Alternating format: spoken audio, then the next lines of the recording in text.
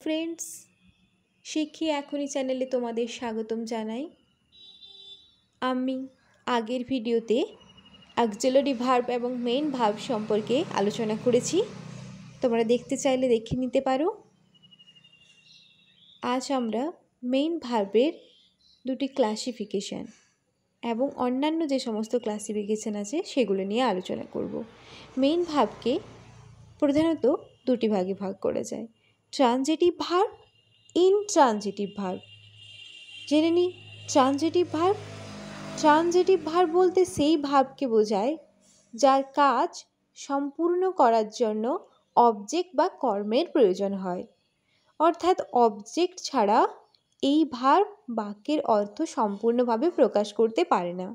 Example দিয়ে বুঝিয়ে দিই, ইউ প্লে ফুটবল।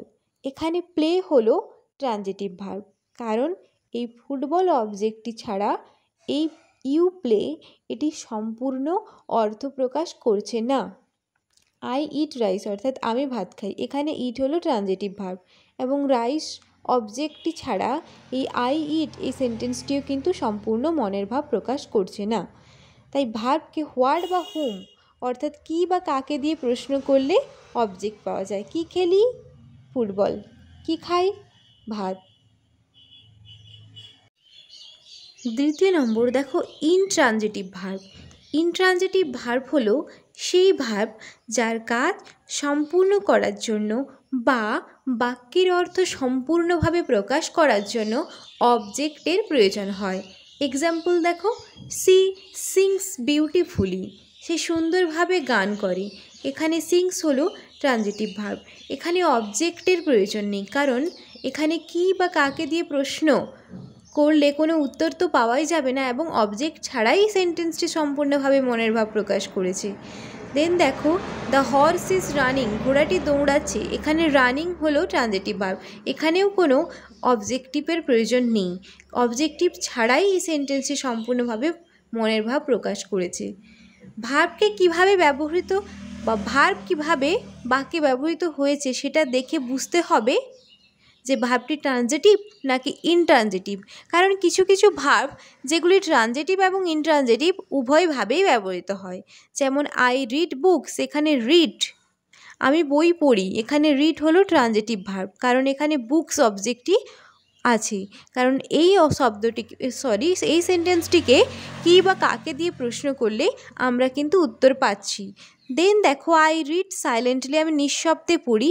এখানে কিন্তু অবজেক্ট নেই। এখানে রিড হলো ইনট্রানজিটিভ ভার্ব, এই কারণে কী বা কাকে দিয়ে প্রশ্ন করলে এই বাক্যে কিন্তু কোনো উত্তর পাওয়া যাবে না। তাই কোনো সেন্টেন্সের ভার্বের অবজেক্ট থাকলে সেটা ট্রানজিটিভ ভার্ব এবং কোনো সেন্টেন্সের ভার্বের অবজেক্ট না থাকলে সেটা intransitive verb. Then auxiliary verb. Auxiliary ভার্বকেও প্রাইমারি অক্সিলারি এবং মোডাল অক্সিলারিতে ভাগ করা যায়। প্রাইমারি অক্সিলারি যে অক্সিলারি ভার্ব টেন্স গঠনে মেইন ভার্বকে সাহায্য করে এবং না বোধক ও প্রশ্নবোধক বাক্য গঠনে সহায়তা করে তাকে প্রাইমারি অক্সিলারি বলে। যেমন do, be, have. Do verb দেখো, ডু, ডাস, ডিড।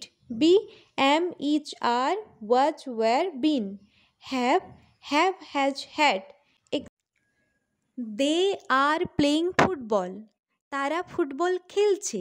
এখানে আর হলো প্রাইমারি অক্সিলারি, কারণ এখানে প্লেইং মেইন ভার্বটিকে এই আর ভার্বটি প্রেজেন্ট কন্টিনিউয়াস টেন্স গঠনে সাহায্য করেছে। দেন দেখো, I have watched the movie. আমি মুভিটা দেখেছি। এখানে হ্যাভ হলো প্রাইমারি অক্সিলারি আর ওয়াচড হলো মেইন ভার্ব। এখানে প্রাইমারি অক্সিলারি মেইন ভার্বকে প্রেজেন্ট পারফেক্ট টেন্স গঠনে সাহায্য করছে। I do not know him. আমি তাকে চিনি না। এখানে ডু হলো প্রাইমারি অক্সিলারি এবং এটি একটি নেগেটিভ সেন্টেন্স গঠনে সাহায্য করেছে। Rohan was going to Kolkata. Rohan কলকাতায় যাচ্ছিল। এখানে ওয়াজ প্রাইমারি অক্সিলারি এবং গোয়িং হলো মেইন ভার্ব। এই প্রাইমারি অক্সিলারি মেইন ভার্বকে পাস্ট কন্টিনিউয়াস টেন্স গঠনে সাহায্য করেছে। মনে রেখো do, be, have main verb হিসেবেও ব্যবহৃত হয়। যেমন I do my homework everyday, আমি প্রতিদিন আমার হোমওয়ার্ক করি। এক্ষেত্রে ডু কিন্তু মেইন ভার্ব হিসেবে ব্যবহৃত হয়েছে। সুমন ইজ এ ডক্টর, এক্ষেত্রেও ইজ কিন্তু মেইন ভার্ব হিসেবে ব্যবহৃত হয়েছে। দে ওয়ার হ্যাপি, তারা হয় খুশি। এখানে ওয়্যার মেইন ভার্ব হিসেবে ব্যবহৃত হয়েছে। আই হ্যাভ এ কার, আমার একটি কার আছে বা গাড়ি আছে, এক্ষেত্রে হ্যাভ কিন্তু মেইন ভার্ব হিসেবে ব্যবহৃত হয়েছে। Second, modal auxiliary. সক্ষমতা, প্রয়োজনীয়তা, সম্ভাবনা, ইচ্ছা, অনুমতি, আদেশ, পরামর্শ, অনুরাগ ইত্যাদি প্রকাশ করতে মেইন ভার্বকে সাহায্য করে। Can, could, may, might, shall, should, will, would, must, dare, need, ought to, use to, have to. Can, could কোনো কিছু করতে পারার ক্ষমতা বা সাধারণত কোনো কিছু করতে পারা বোঝাতে ব্যবহৃত হয়। যেমন আই ক্যান স্পিক ইংলিশ, আমি ইংরেজি বলতে পারি। এখানে ক্যানের পাস্ট ফর্ম হলো could. She could play guitar very well, সে খুব ভালো গিটার বাজাতে পারত। বর্তমানে কোনো কিছু করার অনুমতি চাইতেও বা দিতে কুড ব্যবহার করা হয়। যেমন could I use your phone please, আমি কি তোমার ফোনটা ব্যবহার করতে পারি। এক্ষেত্রেও কিন্তু কুডটি ব্যবহৃত হয়েছে। এটা হলো ক্যান এবং কুড এর এক্সাম্পল। দেন মে অ্যান্ড মাইট কোনো কিছু ঘটার সম্ভাবনা, অনুমতি চাইতে বা অনুমতি দিতে এবং ইচ্ছা বোঝাতে ব্যবহৃত হয়। ইট মে রেইন টুডে, আজ বৃষ্টি হতে পারে, এখানে সম্ভাবনা বোঝাতে ব্যবহৃত হয়েছে। May I use your phone, আমি কি তোমার ফোনটা ব্যবহার করতে পারি। এখানে অনুমতি চেয়ে মে এবং মে ব্যবহৃত হয়েছে। মে ইউ বি হ্যাপি, তুমি সুখী হও, এখানে ইচ্ছা বোঝাতে ব্যবহৃত হয়েছে। মের past form might, I might go there, আমি সেখানে যেতে পারতাম, এখানে মাইট ব্যবহৃত হয়েছে। শ্যাল, উইল ভবিষ্যতে কোনো কিছু ঘটা বোঝাতে শ্যাল বা উইল ব্যবহৃত হয়। হি উইল কাম টুমোরো, সে আগামীকাল আসবে। আই শ্যাল বাই এ কার, আমি একটা গাড়ি কিনব। শ্যাল কারুর মনোভাব বা ইচ্ছা জানার জন্য ব্যবহৃত হয়। Shall I take it, shall we go there, আমরা কি সেখানে যাব।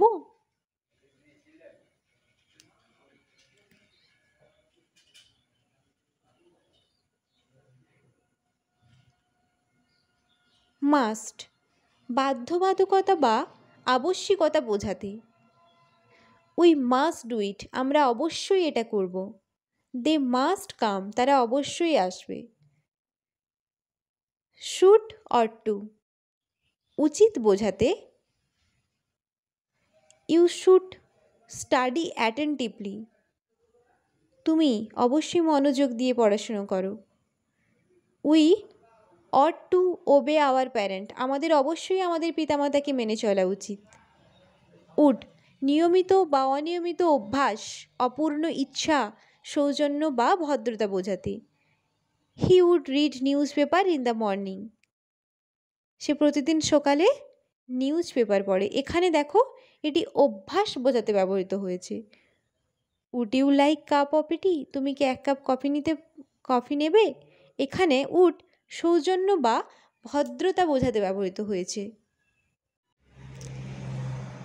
আরেকটি দেখে নিই semi modals. Semi modals main verb হিসেবে ব্যবহৃত হয়, আবার অক্সিলারি ভার্ব হিসেবেও ব্যবহৃত হয়। যেমন need, dare, use to. You need not do it, তোমার এটা করার দরকার নেই। এখানে নিড মডেল অক্সিলারি হিসেবে ব্যবহৃত হয়েছে। আই নিড ইউর হেল্প, আমার তোমার সাহায্যের দরকার, এখানে কিন্তু নিড মেইন ভার্ব হিসেবে ব্যবহৃত হয়েছে। ডেয়ার কোনো কিছু করার সময় মডেল অক্সিলারি হিসেবে ব্যবহৃত হয়। কাউকে কোনো কিছু করার চ্যালেঞ্জ জানাতে মেইন ভার্ব হিসেবে ব্যবহৃত হয়। I dare to say the truth, আমার সত্যি বলার সাহস আছে, এক্ষেত্রে ডেয়ার কিন্তু মডেল অ্যাক্সিলারি হিসেবে ব্যবহৃত হয়েছে। He dared me to fight with, সে আমাকে ফাইট উইথ হিম, সে আমাকে তার সাথে লড়াই করার চ্যালেঞ্জ জানালো, এক্ষেত্রে ডেয়ার্ড কিন্তু মেইন ভার্ব হিসেবে ব্যবহৃত হয়েছে। দেন ইউজ টু অতীতে কোনো কিছু নিয়মিত করা বা অভ্যস্ত হওয়াকে বোঝায়। I use to play cricket when I was young, যখন আমি যুবক ছিলাম তখন আমি ক্রিকেট খেলতাম। এখানে used modal auxiliary.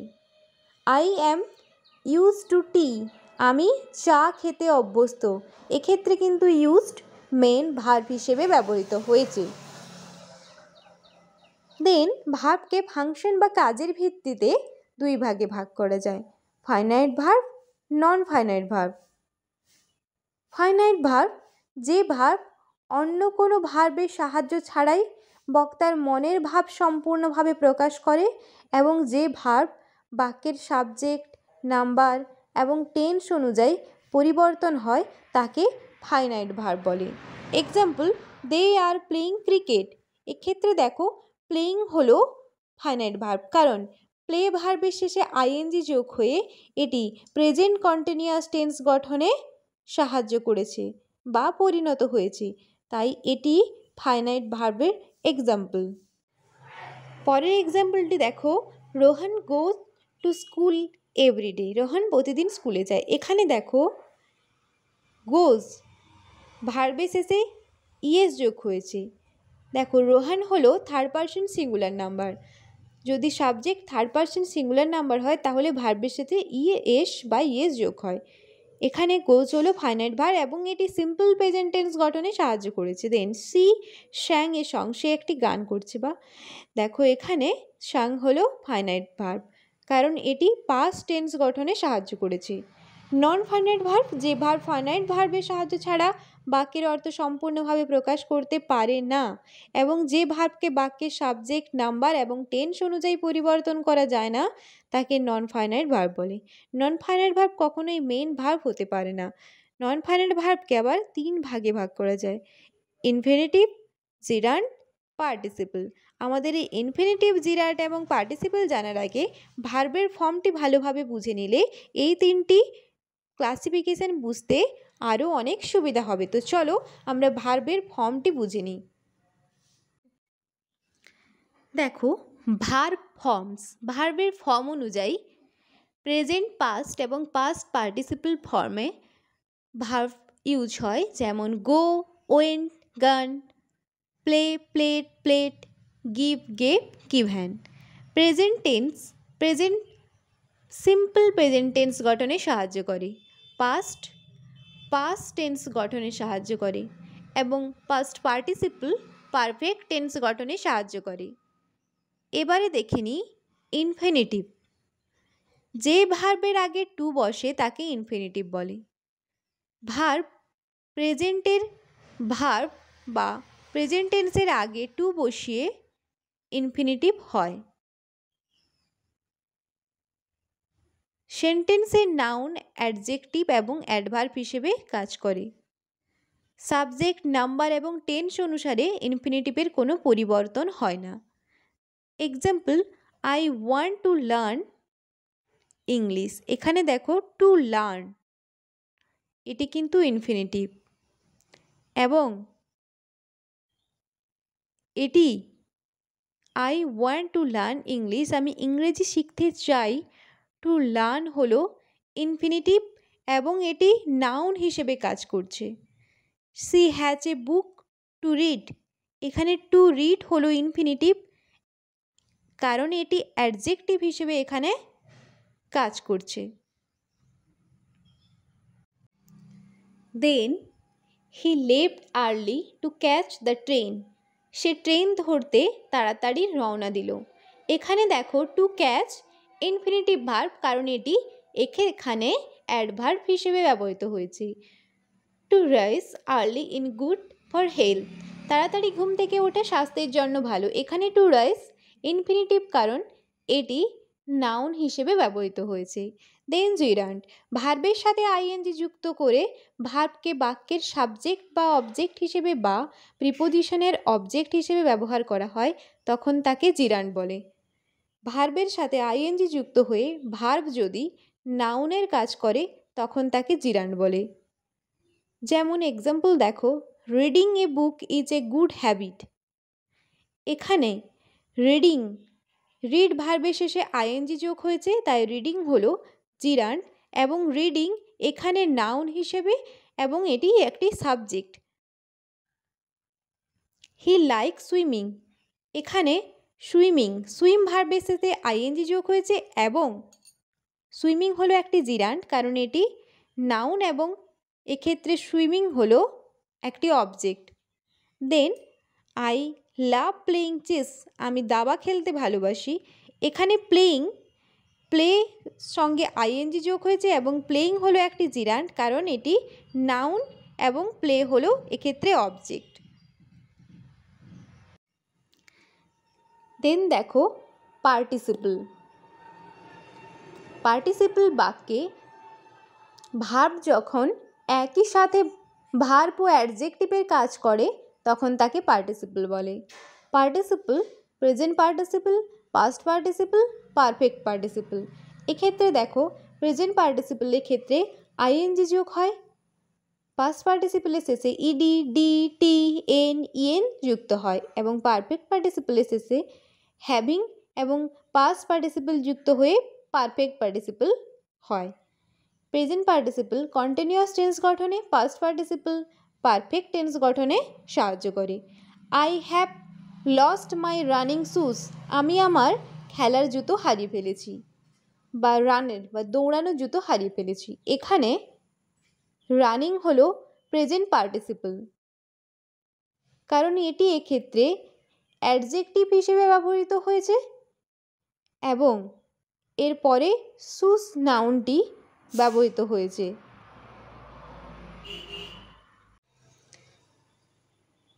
India is a developing country, অর্থাৎ ভারত হলো উন্নয়নশীল দেশ। এক্ষেত্রে ডেভেলপিং হলো প্রেজেন্ট পার্টিসিপল, কারণ এটি অ্যাডজেক্টিভ হিসেবে ব্যবহৃত হয়েছে এবং এক্ষেত্রে কান্ট্রি একটি noun. We live in a rented house, আমরা ভাড়া বাড়িতে থাকি। এক্ষেত্রে রেন্টেড হলো পাস্ট পার্টিসিপল এবং এটি অ্যাডজেক্টিভ হিসেবে এখানে ব্যবহৃত হয়েছে এবং রেন্টেডের পরে হাউস এটি হলো একটি নাউন, তাই এটি পার্টিসিপলের example. Then having seen him I become surprised, এখানে সিন দেখো সি ভার্বের পাস্ট ফর্ম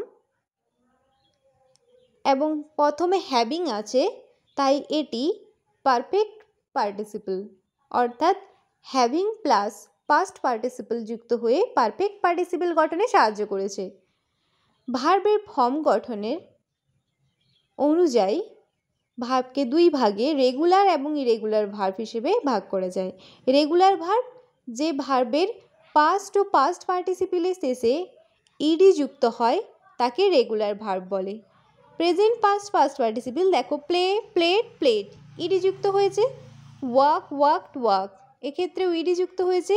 এরকম এক্সাম্পল হলো talk, add, call, study, finish. Irregular যে ভার্বের প্রেজেন্ট ও পাস্ট পার্টিসিপলের শেষে ইডি যুক্ত হয় না তাকে ইররেগুলার ভার্ব বলে। প্রেজেন্ট পাস্ট পাস্ট পার্টিসিপল দেখো break, broke, broken, write, wrote, written, speak, spoke, spoken, cut, cut, cut. এছাড়া দেখো লিঙ্কিং ভার্ব, বাক্যে যে ভার্ব কোনো কাজ করা না বুঝিয়ে সাবজেক্টের সাথে বাক্যের অন্যান্য ওয়ার্ডের সম্পর্ক স্থাপন করে তাকে লিঙ্কিং ভার্ব বলে। সাধারণত be verb, have verb, SIM, become এই ভার্বগুলি লিঙ্কিং ভার্ব হিসেবে কাজ করে। রোহান ইজ মাই ব্রাদার, এখানে দেখো রোহান আমার ভাই, এক্ষেত্রে ইজ ভার্বটি রোহান এবং ব্রাদারের মধ্যে একটি সম্পর্ক স্থাপন করেছে।